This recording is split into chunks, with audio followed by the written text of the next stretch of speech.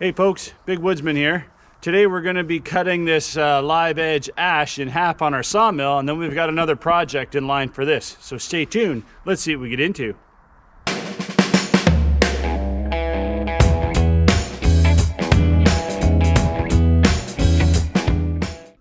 So today I'm going to be working on something a little different. A company in the local area has produced a disc golf course, and they've commissioned me to build a drop box for lost and found. So today we're going to be taking a live edge ash board. It's about 2.5 inches thick. We're going to be cutting it in half on the sawmill, and then we're going to be producing this disc drop box.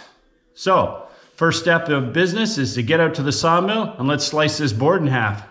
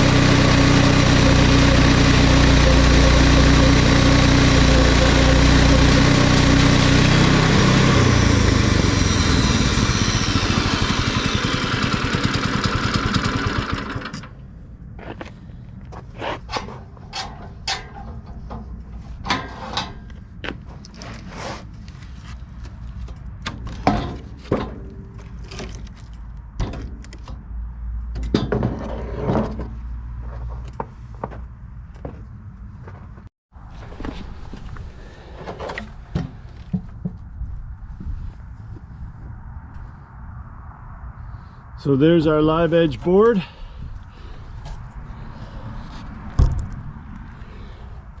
It's split directly in half. Now it's time to throw it through the planer.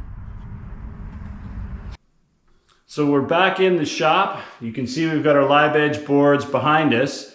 But before we do anything with the boards, planing them, getting them ready to go, we need to design our disc golf drop box. So let's get to the drafting table and see what we can come up with. So here we are at the drafting table. We have our disc. So the first thing we're going to do is measure our disc so we got a good idea on how wide we need to make our box. Disc is 8.5, so we'd probably make a slot for it for 10. So we're going to say 10-inch slot.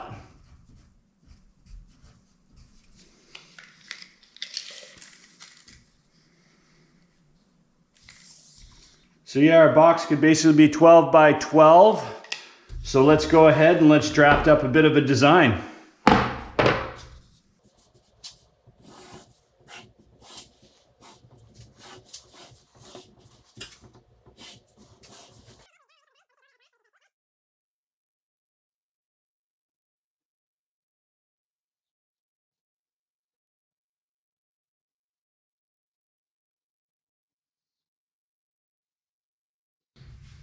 So here's our preliminary design that we've just put out. We've got a side piece, we're gonna have the front piece, we're gonna cut out a slot here. So these discs will actually drop in the slot. We'll have the top cover, of course, and then what we've done here is we've added on a little inch piece, so that way when we mount this, we can technically mount it straight up a wall, and that way the lid will hinge on here and it won't impede and it won't hit the wall. So we're just going to add on a little piece here on the back. It gives us room for the hinge to flop open.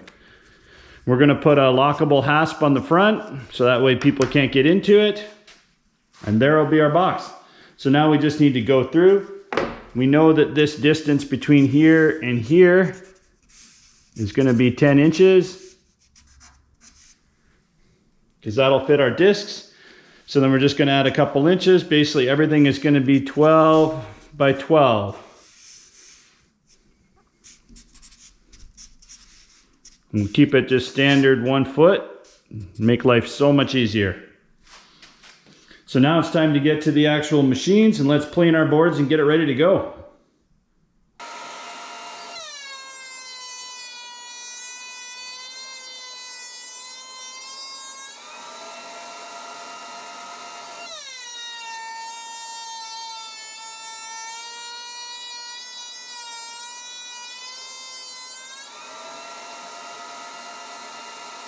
So I went ahead and cut the boards in half. You saw them go through the planer. It just makes life easier to go through the planer if they're shorter. And then I've gone ahead and I've marked on the lines where I'm going to cut the boards. So I'm maximizing right to the edge. I got 11 inches by 14 inches is what the final dimensions will be. So we're just going to cut these up on the table saw, square them off, and I'll have 2 pieces ready to go.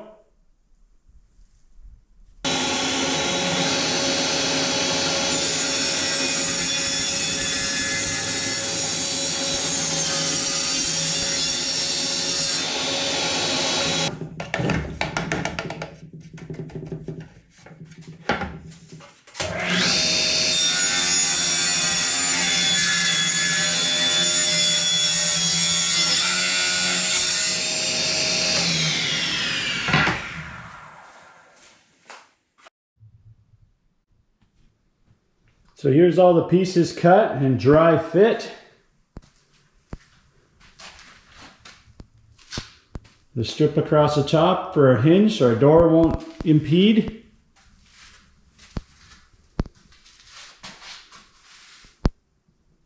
So now we just have to do some routering and assembly and make a slot right here in the front. So the next step on building our disc drop box is we are going to cut a slot right in the front, and then we're going to router the words disc drop right on the front panel. So here's our slot all laid out. We've got the centers marked for our rounded holes. It's 1.5 inches deep, and we've got it offset one way versus the other, and that's so when we overlap the corners on the box, it's going to be dead center. So let's head to the drill press.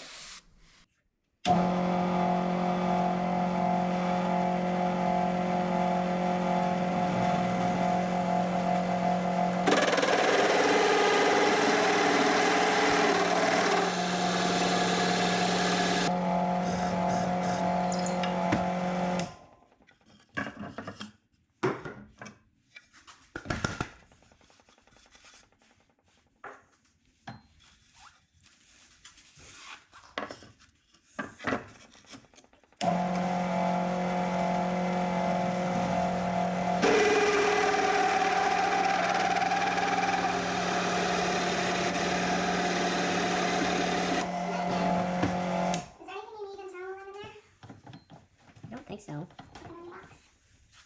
Yeah. Have fun. Are you taking your car or the... I'll take my car so you okay. can cut the other one. Alright, I'll have everything ready. Alright.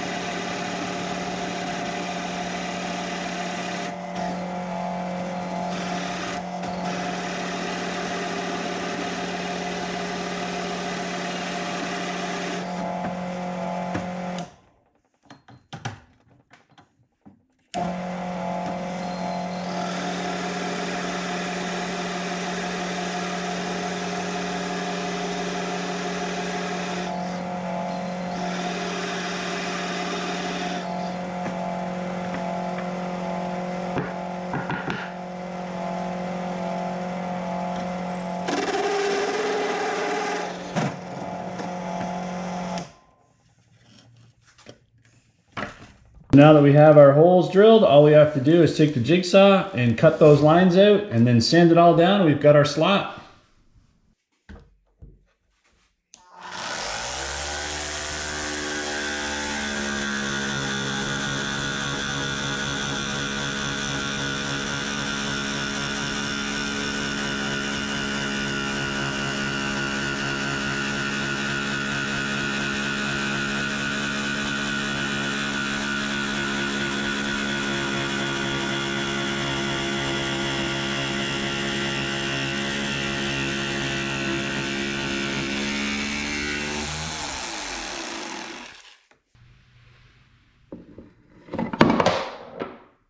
So now that we have our slot cut in our box, the next thing we need to do is router in disc drop on the front.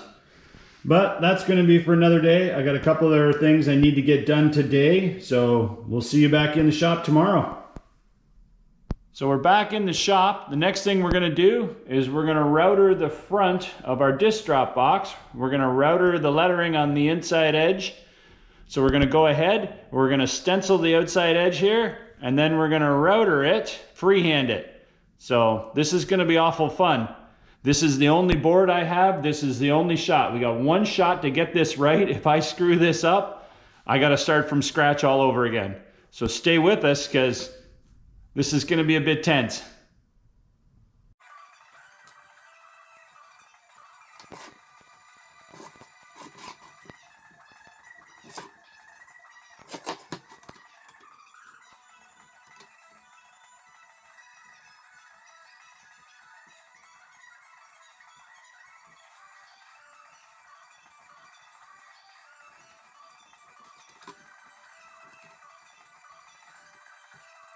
So here's what we're going to be using for a router bit. We basically have a rosebud bit. We've already done a little practice piece here. It's going to work out quite well. So now we're moving over to our actual box and we're going to transcribe those black lines. I'm not worried about putting it over into Sharpie to make this black because we're going to router out all of this and then end up either painting it or burning it anyway. So whatever black we have on here is going to be removed by the router. So let's see what we do. This is do or die time. So that's the end of the first part of our two-part series on building a lost and found disc drop box. So stay tuned for part 2. Don't forget to hit that like button and of course subscribe. I don't want you to miss part 2 coming up. So remember, there's life out there in the woods. I'll see you out there in it.